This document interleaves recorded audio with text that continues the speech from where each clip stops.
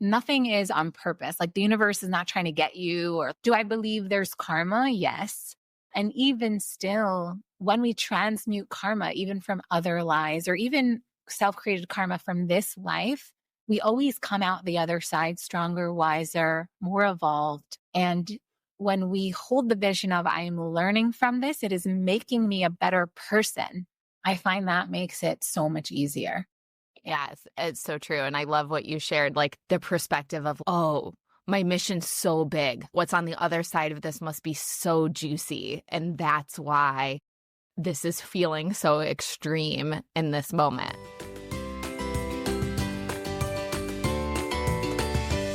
Hello, and welcome back to the Joyous Path to Millions podcast with me, your host, Emily June Wilcox. If you're new to the show, I'm a serial entrepreneur, a 7-figure business owner, a #1 best-selling author, and the creator of the Money Wound Healing Movement. I'm a devoted mama of 2. I live in Southern California, and I'm really excited for today's episode.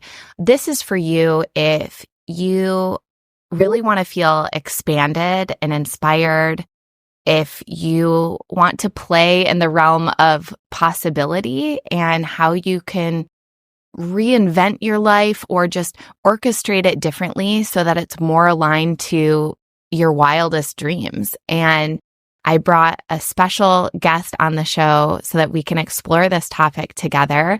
A mastermind sister, a friend of mine, Dr. Nikki Starr. Welcome to the show. Thank you so much for having me, Emily. Why don't you share a little bit about who you are and what you do? Yeah. So as you talked about expansion, my favorite title to use for myself is multidimensional activator, because I really work in the 3D and the 5D to support people in activating into more of their potential.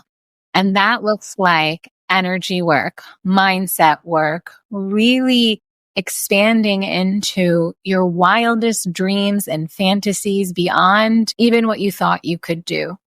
And I was formerly a medical doctor. So it's like I did all of that in the 3D realm. And I was like, okay, I've achieved being a doctor. What now? Like it didn't feel like I had arrived. It felt like it was just the beginning.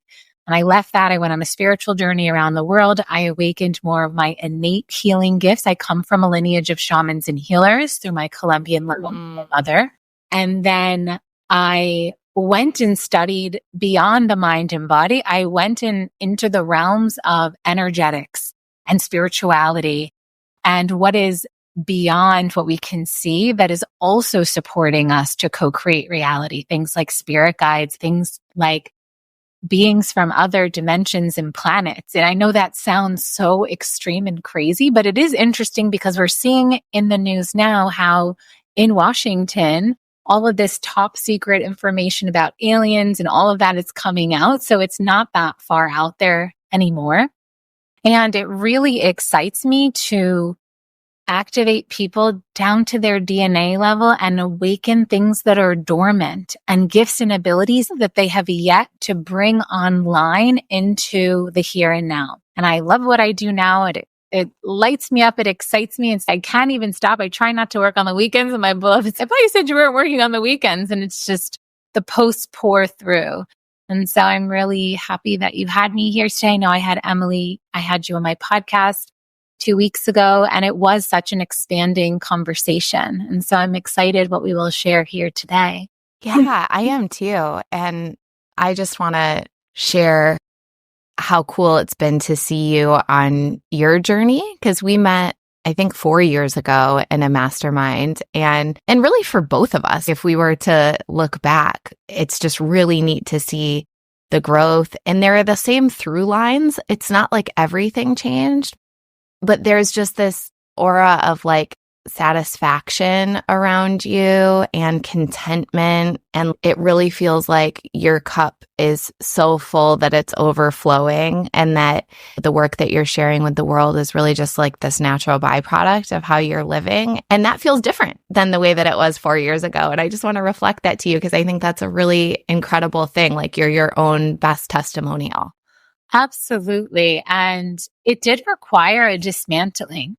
where I feel like I lost everything to build it again. When you met me, I was living Malibu. I was also living waterfront. I was living oceanfront there, seafront here in Ibiza.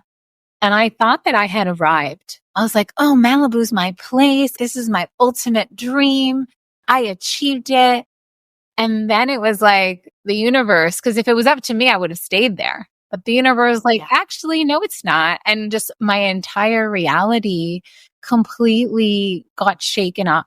And so much so it was like the house I was moving in, like mold came in because it rained so much. And then in LA, Southern California, people don't take care of their roofs as much. And it was like this crazy thing. And then I got stung by a stingray and it just felt like everything was collapsing around me.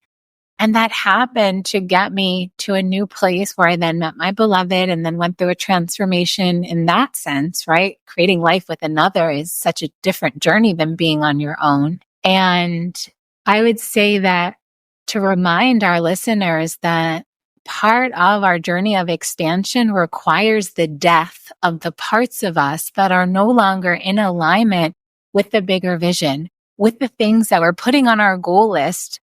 It's going to require a transformation to get there. And part of that is going to be a death and saying goodbye to what no longer serves so that we can receive what is really destined for us. And it can be a painful journey, but it's so worth it. It's so worth it. And I'm so grateful for every part of it. And those seemingly challenging moments are really what anchor us into our mastery, are really what define who we are. We can do hard things, like we can do anything, right?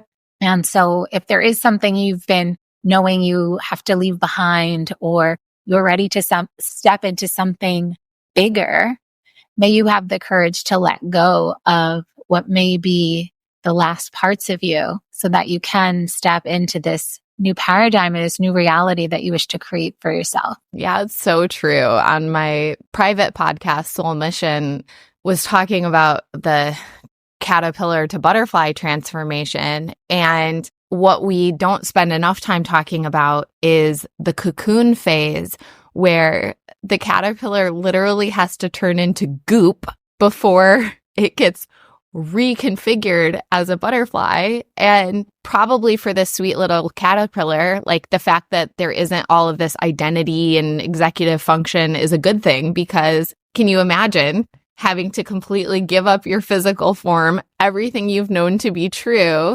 Oh, I don't even get to walk on land anymore. I don't get to eat these leaves. I'm nothing, in order to become a butterfly. But it's like when you're in the goop, you don't see the butterfly yet. And it is a scary death feeling first before you get to step into the new, beautiful version. And so I'm glad that you brought that up, because I don't know, I feel like we don't talk about it enough, or we skip over the goop part. And so it's like we just want to tell the butterfly to caterpillar transformation because that's like a more fun story to tell, and not how agonizing it was to be in the middle of it. I say I love talking about the goop. I feel like I have to blow through the goop enough times, and now I'm like, oh, it's that goop. It's no thing. Like I can totally just, I'm happy to talk about it. And I feel like I've been through so many dark nights of the soul and so many painful moments. And every time I'm in it, I'm like, my mission is so big. Like it must be so big that I have to hold this floor to be able to hold that ceiling that's coming. And it does require so much faith, like faith in your destiny, your mission. You know what you're here for. And it's all a preparation for that grander mission. And part of it, we can't see the how, we can't see all the steps we take to get from here to there. And the thing that I feel helps so much when we're in the goop and we're in the death phase is holding the vision and also remembering, what am I receiving from this? What is the lesson? What is being asked of me to shift, evolve, change, maybe in the way I'm showing up, in the way I'm speaking? And there's a mastery. Nothing is on purpose. Like the universe is not trying to get you. Or do I believe there's karma? Yes. And even still, when we transmute karma, even from other lives or even self-created karma from this life, we always come out the other side stronger, wiser, more evolved. And when we hold the vision of I'm learning from this, it is making me a better person. I find that makes it so much easier. Yes, it's so true. And I love what you shared, like the perspective of, oh, my mission's so big. What's on the other side of this must be so juicy. And that's why this is feeling so extreme in this moment. I think that perspective is really beautiful and so valuable. Yeah. The other thing I've often thought about too is I have to go through this because how could I help another evolve, transform, get from A to Z if I haven't experienced some form of it myself? We all go through the heroes and the shiro journey. And that journey requires the obstacle, the challenge. If you ever watch a movie, like there has to be something the character overcomes, or else what's the point of the movie? And so I even currently have I have all kinds of clients, and I even currently have a male in corporate, and he is like leaving down to the last minute to like ask his boss for the promotion. I'm like, nothing like the last minute as if this is your movie, like making it all that more exciting. And it lightens the fields. It lightens the space so that he can receive that courage and to take the leap and do what seems like the most fearful thing in the whole world. And so it's remembering, okay, like this is just part of what I'm living to overcome. And then I can help others on their journey do that same thing. And so I find that our soul, not that our soul is either out to get us too, but we have divinely designed our experience in this lifetime. And wisdom comes from experience. Sure, you can sit on your throne and spout these nice things to say, but when you've really lived it and you've been in the grit, that's like a completely different experience. And you're speaking from a place of greater compassion because you're like, oh, okay, I know what this suffering is like. I have been in it too. It's so true. Like the clients that hire you are not like, oh, Nikki seems like it's always been easy for her and she's always known exactly what to do. But that's not relatable. I can't imagine anyone hiring me for parenting, for example, because I don't know. It's come pretty naturally to me. It's been fun. It's been easy. Like I've never had those moments where I'm like, what is this child and why were they given to me? And if you're a parent that's struggling and like wanting to hire a parenting coach, it probably would feel a lot more relatable to hire someone who has been through the shit and has had a child that's tested every boundary and made them question who they are as a human and all of that. Yeah, I feel the same is true for belovedship with me, where I feel one of my missions is I'm here for the healing of the man-woman relationship. And I hold those codes of divine union from other lifetimes. And I also do relationship coaching. I do all of it, business, relationship, spirituality, life in general. And I'm like, of course, my journey to divine union has been so challenging because what do I think? Like the universe divine is going to be like, okay, here you go. Here's your divine union on a silver platter. Now you can go help others. It's just so easy for you. And so every time my beloved and I can now laugh, like we had to go through so much to heal and both of our sides. And to, even for me, like I have such reverence for the masculine in a different way because of what we went through. And I understand, when women speak like this to a masculine man, like this is the result. And so to live that, and I'm so grateful. When you look back, you're going to laugh at everything. You're going to laugh at all of the challenges and all the things. But of course, when you're in it, it's, oh, this is so painful. Yeah. And unfortunately, sometimes when you're in it, you actually do the very opposite of what's true, which is you question whether you're cut out to even talk about this topic. It's who am I to have anything to say about relationships when I'm going through this or whatever. And it's actually, you're the very person that people need to hear from. Yeah. And it's interesting you say that because I did go back and forth of, oh, I can't. But then what I found is the way to talk about it was to talk about it in the way I was going through it. So that I would have posts that I would be like, are you a kingmaker? And then talk about like, how do you speak to your men? Do you bring out the best in them and make them the king that they are? Or not. And those sometimes are some of the highest performing posts because it's speaking to what I was actually living in the transformation. And even like a little bit cheeky, whereas I'm speaking to the shadow. Like even recently it was a post on, I love you, so I'm going to tell you the truth. And it was around the time of the election. So I was like, It is not true that the economy has anything to do with what's in your bank account. You are creating the disease. You do not need prescriptions. I was just like, bang, bang. And that one was so well received. I think sometimes people do just want like a whack over the head. I'm like, stop, just stop it. Yeah. Those posts do well because they're on the frequency of truth. And sometimes it's capital T truth, like absolute truth. And sometimes it's your subjective truth in that moment. But it's like when you're actually being authentic and you're just saying it, it's like it cuts through. And yeah, people like it. Even if they don't agree with it, they like it because it's just so refreshing to feel truth. Mm-hmm. Yeah, I totally agree. I definitely agree with that for sure. Even today, I think I wrote, I had a post that was like, if I've triggered you, you're welcome. That's a good thing. Yeah. I do think who we're meant to work with should definitely trigger us. Yeah. They should bring a different perspective for sure, because that's what's going to move the needle for us. Why hire someone who thinks the way you think and is going to like reinforce your comfort zone? Yeah. You don't need to hire somebody for that. Yeah.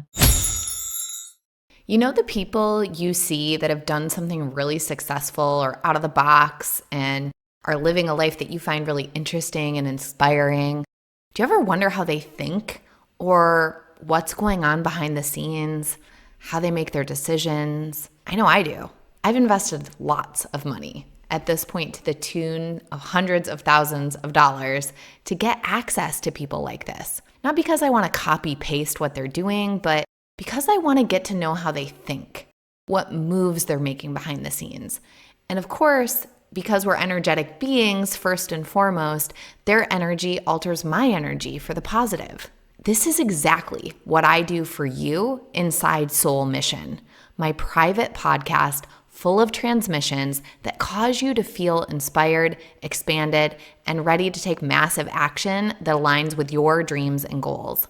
The only difference is that you don't have to invest hundreds of thousands to get it. In fact, you can binge for free for 3 days. Check the show notes to sign up or DM me the word mission on Instagram to get the link and start letting my energy rub off on you. I want to get to some of your backstory because I know you share this a lot to your audience, but for people that are listening and don't know you, they're like, wait, you're a medical doctor and now you're doing this, right? So again, that caterpillar to butterfly, but share a little bit about like how you stepped into entrepreneurship and maybe some of the challenges that you faced or the limiting beliefs that you had to overcome in order to truly be on this journey. Yeah, I feel that I was actually born entrepreneurial. When I really look back on my journey, like I started working when I was like 10 as a babysitter. And then when I was old enough, like you're allowed to work at 14 years old in New York. And so I did that. I like answered the phone at the pizzeria and then was promoted. And then I still did my babysitting. So I always had that. And then even in college, I was a TA. I was a cocktail waitress. I was a tutor. I even did some atmosphere on modeling in New York City. So I was really like always dabbling in a bunch of different things. And I remember one seminar, I was like working in a doctor's office and I was a hostess and doing the waitressing. So I always had this part of me that liked to do, and I liked money. I've always liked money. When I was expecting my parent, I don't come from money. So I wasn't expecting the handout from my parents. I didn't grow up with an allowance. Who knows if maybe that's what sparked my entrepreneurial spirit. And I was a go-getter from a young age. Like even like with my Sweet 16 money, I bought a car when I was smart to work in the summers. And then I had that money over the year. So there was something from quite a young age that was smart about things. And going through medical school seemed like the no-brainer choice because I excelled in school. I loved helping people. People naturally came to me to tell me their problems, etc. Getting into medical school was easy. Everything was just easy. It was like, okay, this is what I'm going to do. It's a guaranteed 6-figure paycheck a year. That's what I'm going to do. And then it wasn't until I was in medical school, I started to get disillusioned by what I thought it was. And I'm like, I'm just writing prescriptions and notes all day long. And like all these people still seem sick after I'm writing them a stack of prescriptions. No thanks. This is not what I know people are meant to leave me feeling incredible. that was a knowing that I had deep inside, but I couldn't know that medicine wasn't for me until I went on the journey. So while I was in medical school, I was still waitressing and doing all of these other kinds of things. And so I used that money to travel the world. And it was through traveling the world, I started to have a spiritual awakening alongside yoga and meditation. And why I did yoga was really because it was like at the gym and I was like, oh, I'll get a hot body with doing yoga. There was nothing spiritual about wanting to do yoga. It was for fitness, but it awakened me because it's a spiritual technology. And so I noticed my consciousness was different after yoga and I was so much more relaxed. And when I would travel, like I was scuba diving under the barrier reef and skydiving out of airplanes. And then I was like, and I had a oneness experience and a transcendental experience. So now my consciousness was like 180, like completely shifting. Then I was questioning everything. Like, do I really want to be a doctor? Life is more than just health. It's about happiness too. And so that's when it all started to shift. Like me starting to question things started to break the matrix. And then that's when I started realizing my intuition was seeing through the diseases and the diagnoses. And so that started coming online. And I basically did the courageous thing. And there was also a divine intervention at play where I wanted to do dermatology, which is the most competitive. And I interviewed at 7 schools, which is great and incredible. And then when the match came out, the divine intervention happened where one of the schools that I interviewed at had an open spot and then I didn't match. But the way the system works is you rank, like that shouldn't have happened because I interviewed there. You should have matched. Exactly. And so it was like, what? How did that happen? And so basically that was my permission slip. And I feel that happened on purpose because I would have been in contract. And the strongest years of my spiritual awakening and transforming my life were those first 4 years when I left Western medicine instead of going into my specialty of my residency specialty. And I'm so grateful that happens. Like I look back, I do not want to be a Western medical doctor at all. I actually have not taken any form of prescription or been to the doctor basically since I left. And so I'm like, thank God that happened. And then from there, it was essentially, it all just organically happened. I was following my heart, following my intuition. I started off with doing a yoga teacher training. From there, people saw on social media I was changing my life. People were calling me, asking me for advice on things. Then I was on the Fox reality show. I got exposed to a larger audience. I created my first online program after that experience because even more people were asking me advice on how to live, eat, meditate, yoga, all the things, mind, body, spirit. And then it just grew from there. And it's continued to evolve what I do and how I do it. I've moved more into the energetics and energy healing, bringing more of that online, which is more in my DNA, both my ancestral DNA and the galactic DNA.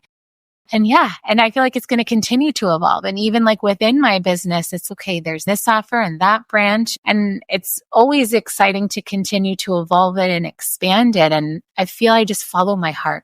I follow my intuition. If an idea excites me, I go with it for a while. Some things have been successful, some things less. And then when I feel like it's time to terminate, I do, and I bring my energy in a new direction. But there's that constant evolution, trying things out, going where the road takes me. Yeah, so I feel like it's been a part of me. But I also believe what breeds entrepreneurship is being brave enough to take those leaps of faith, to take the risk for the reward. Even though you may not get the reward, there's still the possibility and potential that you may. So you're here to live. So that risk is part of you living full out.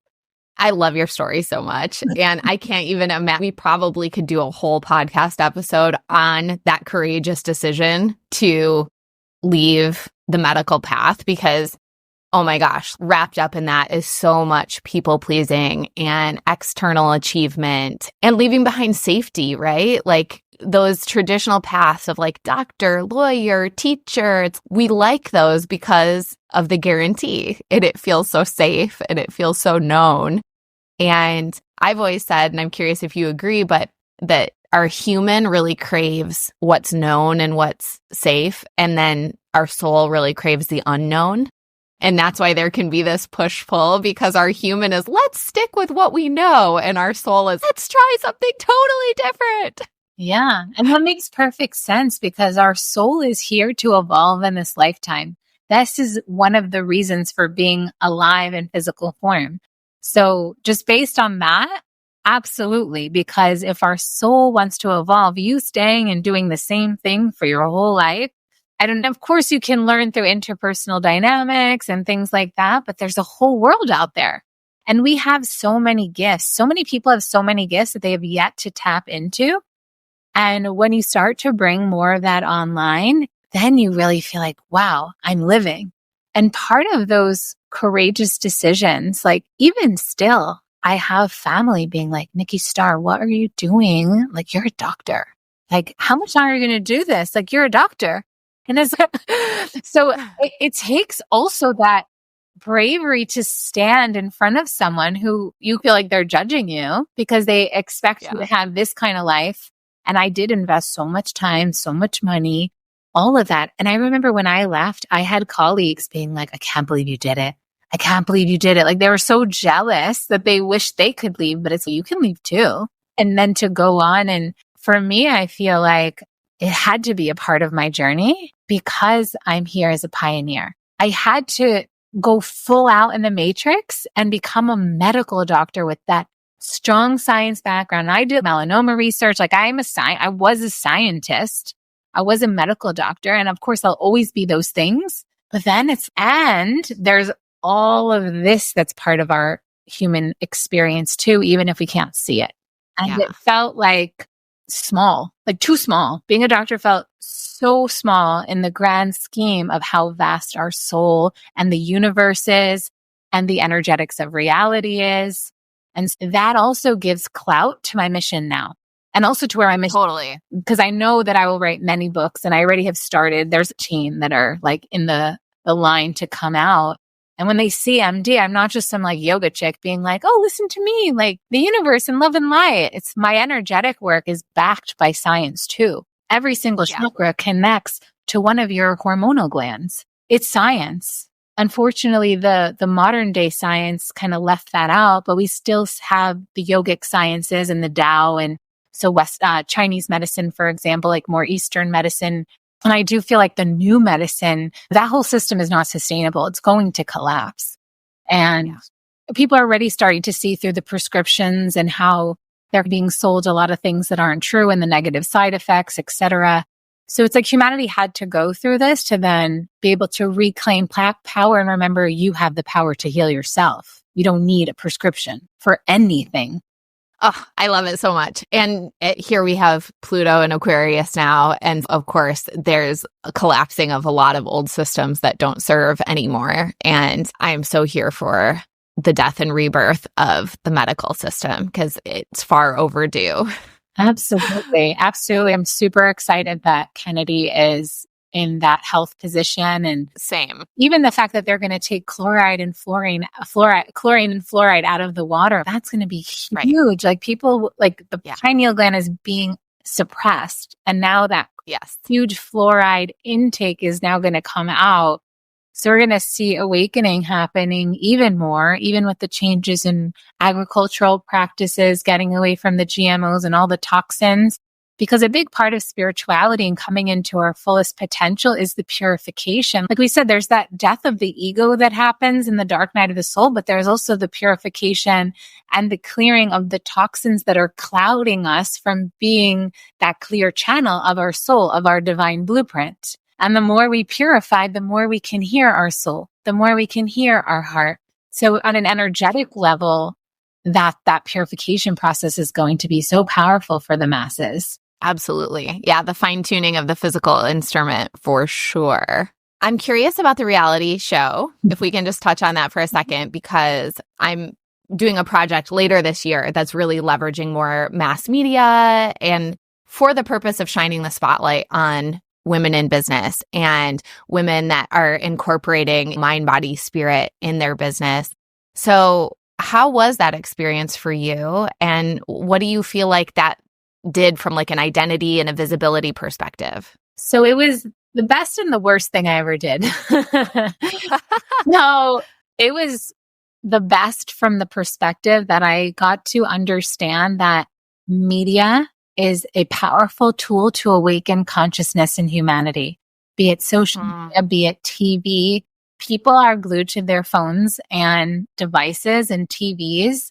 And this is a way that it's programming. They're watching programming all the time. So being on a show where I could just be myself, the transformation happened. It showed me that me being alive, being myself is enough to allow my mission to be fulfilled. So that was just a great experience. And that is really what, but at the time before going on the show, I was praying for, I wish to reach millions of people for the healing and awakening of humankind. I didn't specify with people I love doing what I love, for example. So I got on a show with 14 other people who have different perspectives and lifestyles and backgrounds to create a utopia together.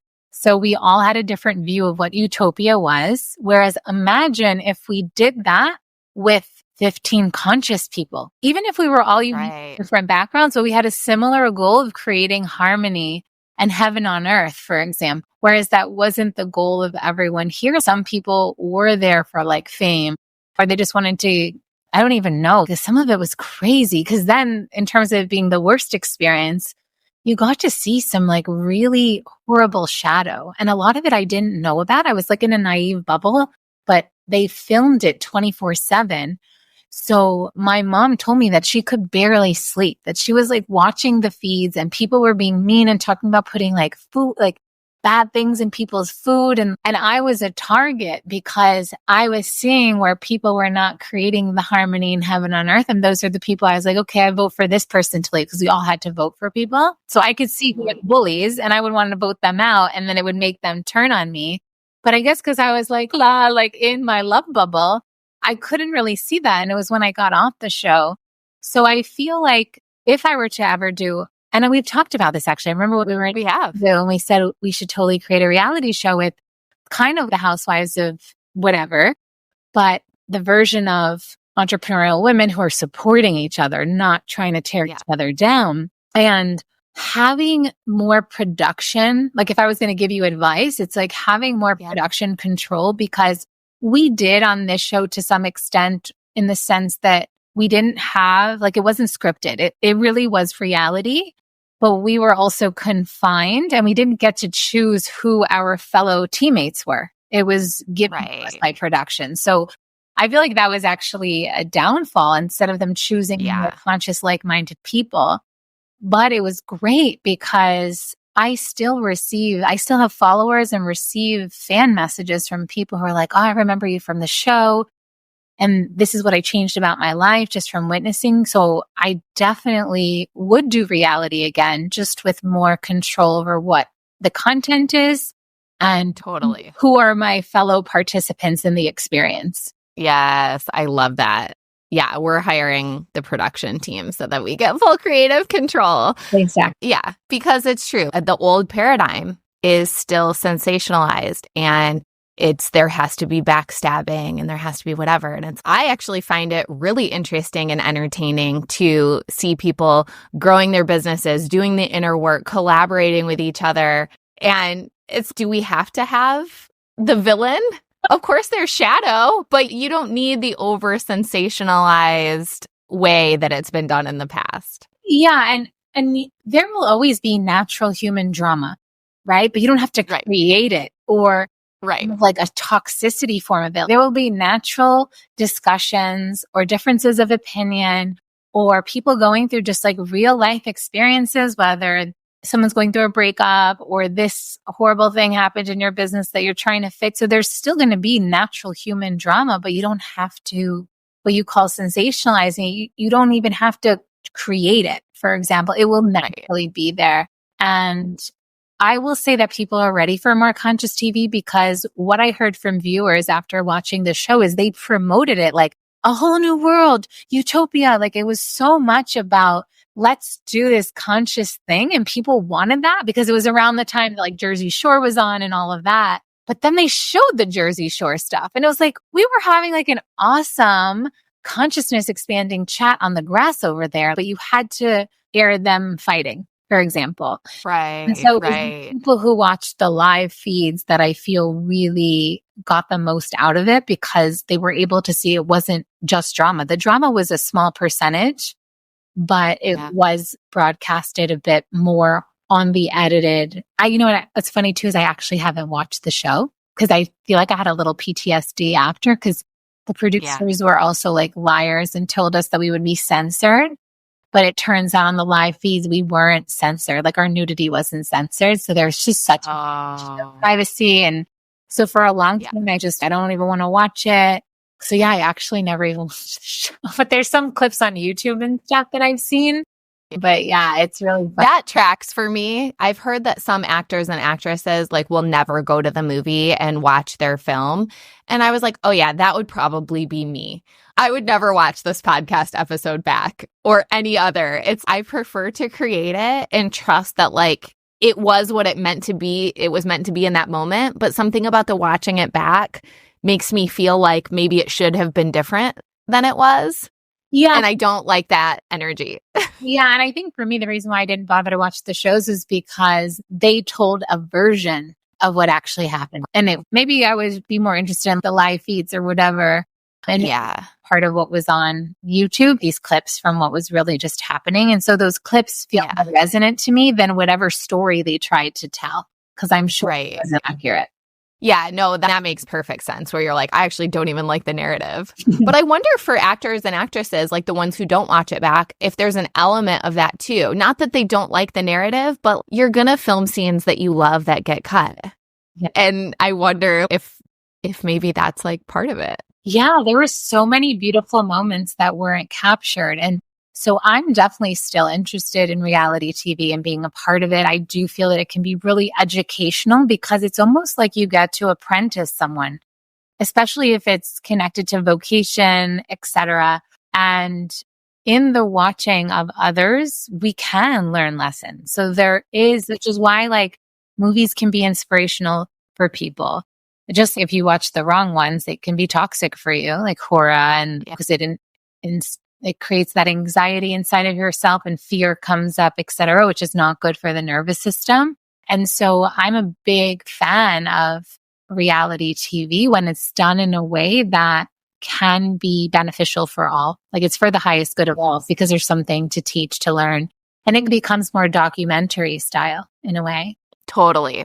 Yeah. All right. Let's talk about money briefly before we wrap. Did you face limiting beliefs around money on your entrepreneurial journey? And what did you do personally? And what do you teach around money? Of course. And specifically, I recently wrote a post about how at every money level, new and different fears and limiting beliefs present themselves. In a sense, it's a forever, our money work is a forever journey because we will reach higher and higher levels, even keeping things consistent, getting to that next level, etc. So I've done so much. Like I feel like when I first started, I was really big into the mindset work. And I still am, but my brain is so smart at it now. So I know how to sometimes get around the mindset stuff. And of course, I don't believe that, but I can still observe where there's aspects in my system, whether it's nervous system, somatically, energetically, where I can still feel like, oh, I'm feeling lack there. If there's some lack frequency or scarcity frequency there. And so then I got more into the energetics of money and really the embodiment of money. And so using muscle testing, for example. So when I work one-to-one with clients, it's a lot easier to do this work because I'm able to muscle test where there's a weakness in their fields connected to, let's say, scarcity, lack. And then I can help their energy field and their entire field become resonant with wealth, abundance, prosperity, overflowing money in your bank account, more money than you can spend, and even help to what was once the affirmation. Because you can say an affirmation, but if your muscle test weakens to the affirmation, it's saying that your body doesn't fully believe it. Like you could say it you want with your mind, but your body's not registering it. So then I got really interested in how we can clear those, whatever the obstacles are in the way through energy work. So then we can come to embody what we really wish to embody, not some program our field is running because of past life karma, because of things we inherited from our ancestors. So now I've been more in the energetics of it. So I feel like I toggle back and forth. And so as I work towards the goal of $1 million month, I've even been like, oh, maybe I should go back to the first money course I ever took and take it from the goal of $1 million months, because things will be seen in a different light depending on the goal that we have. And I absolutely believe I heard actually that Trump decided to have Grant Cardone as like wealth educator of America, which I think is like amazing if it actually goes through, because I believe everyone is like mandatory work in school, if kids go to school or just in our lives, just like we learn to add things up, like money education, but also it's like money energetics. And because it's so a part of our everyday life. And so I love money. I love talking about it. And more specifically, like I'm so eager to clear all of the blocks, because I know from a soul perspective, like the infinite abundant of the universe is our bank account. Like it is us. We are earth beings. We were born on this earth, which means, and this earth is an abundant planet, which means it is here for us. And what's fascinating is, like I was thinking about this recently, of our ancestors had food. They had everything they needed it when they needed it, and they didn't even have money. Let's say like way back when, before money was created. Right. Money is such a new currency.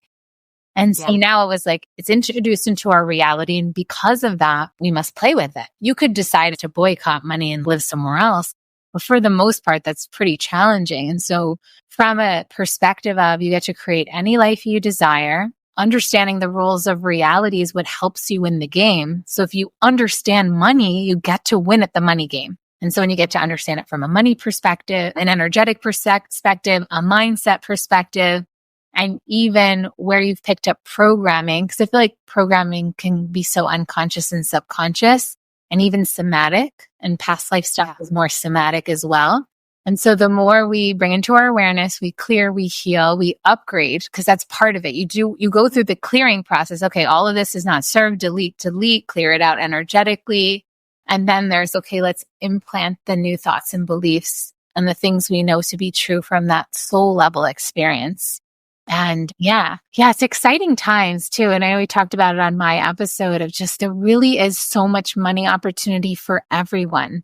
And that it's not true that the economy or any belief system has to be ours. We can just imprint and program into ourselves whatever we desire around money, love, business, and create any life we desire. And it just requires, I feel like, that desire. Like, I want to do this. This is what I'm desiring to create. This is what I wish to have in my life. Okay. And now I'm going to do whatever it takes to make that. And not from this masculine pushing. It's more like I upgrade my system. It's like you operate your IO system, you operate your software. And then with that, you bring online, you pull into your field that which is a match for the program. Yeah. I love that process. I love how you talked about it. And I think the other piece that's often required is just being willing to be a little bit more delusional, to have your sights more focused on where you're going and what you believe might be possible than what the facts are today. And we've talked about the matrix and escaping the matrix as it comes to medicine and these other things. And it's the same is true with money. It's really easy to get sucked back into the matrix and believe that, nope, I got to have a budget and I have to look at my bank account and what it says is the truth. And there's a fine balance. It's don't just overdraw your bank account pretending that you have money that you don't have, but be more focused on what you're going toward and what's coming toward you than what's present in this current reality. Absolutely. And I always like telling the stories about all of the Malibu houses that I moved into, because they were a significantly greater rent than I ever paid before. And the truth was, when I started to go look at all of them, any of them at different times, because I lived in 3 different ones, I didn't even have all the money in the bank for the full deposit and the 2 months of rent and blah. I just knew my soul was like, go and do that. And I was like, okay. Like, I could have been like, no, but it was like literally so strong. Go and look, go. And I was like, okay. And then so many wild things happened to support me in the owner approving me, getting the lease, the money coming in. And all it took was for me to take the next aligned action step and not look at what's in my bank account to make decisions, but to really fear what is the fire of my soul, my heart, my being guiding me to do, and then trusting how divinely guided we are.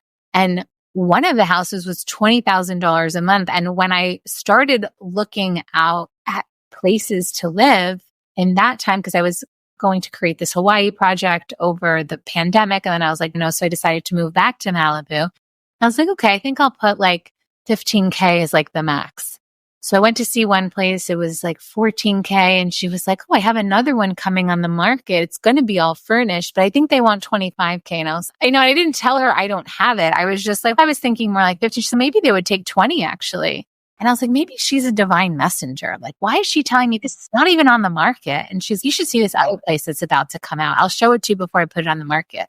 And she showed it to me. And when I walked into the master bathroom, it was like this whole suite. I like squealed. I was like, woo! And I just, my soul told me like, and it has this beautiful office space with this big desk. Everything overlooked the sea, the ocean. And I was just like, I want this. Like I could just feel a burning desire.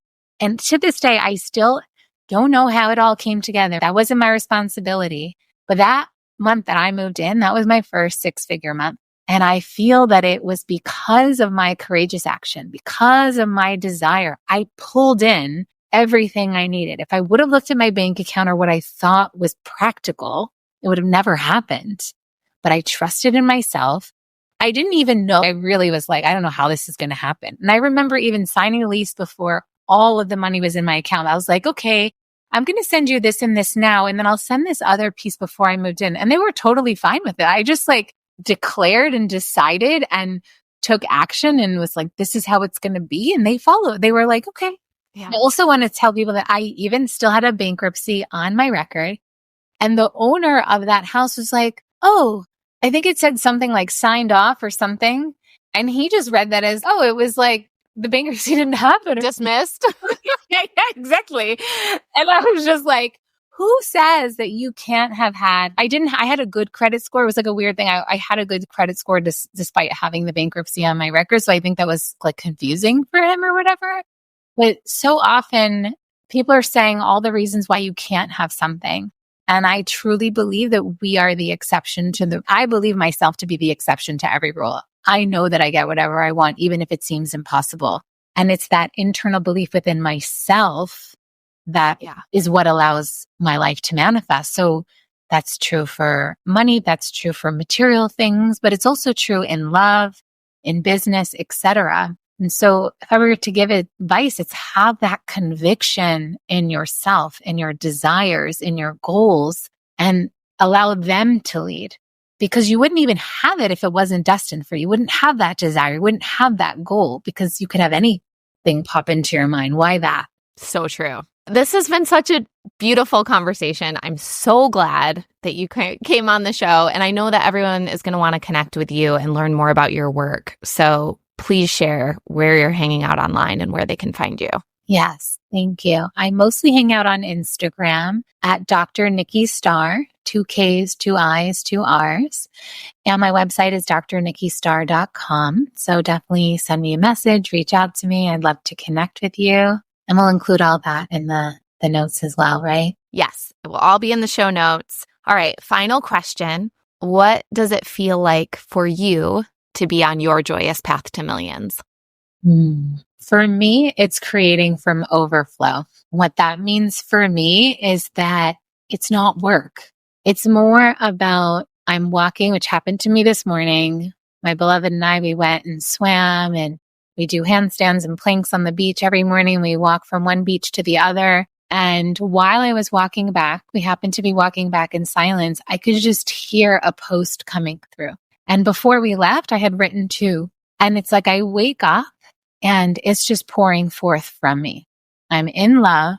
I live in a place I love. I do what I love every day. And what I create is this burning, it's like a fire. And it's an energy and it's a message. And it's important, I feel, for the healing and awakening of humankind and for us to co-create the new earth which for me, it's breaking out of the matrix, creating any life you desire in life, love, and business. And it's that overflow quality that I feel is really joyous, and to design my life the way I want, which for me is living from home, working from home. I write most posts from bed with a beautiful view, and it's relaxed, it's spacious. And yet I still know I'm impacting what I wish for it to be consistently millions. I've already impacted millions, and I wish for it to be like every day I'm impacting millions. And I know that's my destiny. I've already done it. I've tapped into it, and it keeps me going. And and I wish that for everyone. I wish that everyone is living life by their design and sharing their gifts, their message in a way that really speaks and works for them, lights them up, and it happens from overflow. Unless I'm thankful that's where I'm living now, and that's what's joyful for me. Yes, that's so beautiful. Amen. So be it. So it is. Nikki, thank you so much for coming on the show. I'm so happy to have you. And to everyone listening, thank you so much for tuning in. I don't know about you, but I feel really expanded by that conversation with Dr. Nikki Starr. So make sure that you go follow her on Instagram at Dr. Nikki Starr. We've got it linked up in the show notes. Share with us your top takeaways. Here are mine.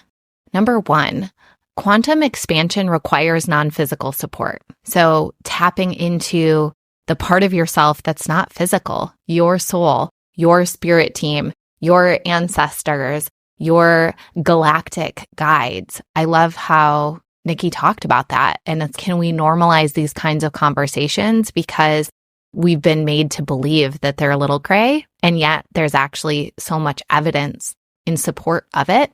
And isn't it nice to just think that there are a lot of non-physical beings that support us and that really want to see us expand? And if you're following a certain religious path, then it's like tap more into Jesus, tap more into Buddha, and know that there is the support of these great ascended masters, and that they really are so in alignment with you expanding and jumping into higher timelines and feeling more free. Number 2, do the courageous thing. I can't even imagine the courage that it took to leave medical school and not pursue a residency after investing so much time and money and having all of the familial pressures of, I'm sure mom and dad were so proud of that path. And it's really scary for the people that we love when we take a path that's not charted, and they worry for us. And so I just love that she spoke to that. And may that be your permission slip to do the courageous thing in your life that will set you free. Number 3, when you're in the goop, use it as evidence of how big your vision and your mission are. I loved that reframe and that perspective shift. Number 4, when you're saying affirmations or thinking about affirmations, muscle testing them to see if they make you weaker or stronger. I thought that was such a brilliant practice, because we don't want to continue saying things that make us feel weaker, even if the statement itself is meant to be an empowering and a strong statement. We would want to clear whatever is in our body or in our energetic field that's causing that weakness before we use that affirmation. And in the meantime, we can use affirmations that make us feel stronger. And number 5, be a little more delulu. Allow yourself to be more delusional. Allow yourself to spend more time thinking and feeling and acting as though you have what's coming to you, rather than being so realistic that you stay stuck in your current reality. So as always, thank you so much for tuning into this show. I have some really powerful interviews lined up. It's been really a fun shift of energy. I don't know if you've noticed it, but as I've used this show to focus more on connection and collaborating with just really incredible humans, and I've been using my Soul Mission private podcast to share my personal behind the scenes, my thoughts and feelings, the things I'm doing to grow my business, the channel messages that are coming through. It's just, I've loved the energy of both spaces, and it's made both of them feel really clean and exciting. So as a reminder, you're invited to join Soul Mission. We've got a link in the show notes. You get 3 free days, so you can sign up You can binge for free. Make sure that you love the vibe over there. And then it becomes a subscription. There's either a monthly option, a 6-month, or an annual option. And it's honestly such a low investment amount compared to what it costs to hire a coach or join my mastermind or get one-on-one coaching from me or even join most of my programs. My intention in that space is that you get an insane ROI on your investment. And everyone who's in there is already doing that. It's, oh my gosh, that one thing you said was worth the entire investment. And that just keeps happening over and over again. I still love that sort of one-on-one connection and just sharing the behind the scenes of my life and business. So if you've been missing that on this show, come get it over in Soul Mission. And otherwise, I have some really beautiful interviews lined up that I know will not only expand your vision of what's possible for me, for you, for us, but will also give you just different perspectives, different frameworks, different ways of thinking about how to bring it into fruition. So be sure to stay tuned to each episode, and I will see you next week. Thank you so much for listening to today's show. Changing the way that we think, feel, and talk about money is up-leveling the planet. I truly believe that. The ripple effect starts with you tuning in, and it spreads when you share this show on Instagram and Facebook. You can tag me at mmakesmoney. And you know what moves the needle the most? Taking just a minute to leave a 5-star review on iTunes. This show isn't free to produce, so let's multiply those dollars invested and help this show reach a bigger audience each week. So thank you in advance for your help. I really appreciate it. And until next time, I'm sending you all the magic money vibes on your joyous path to millions.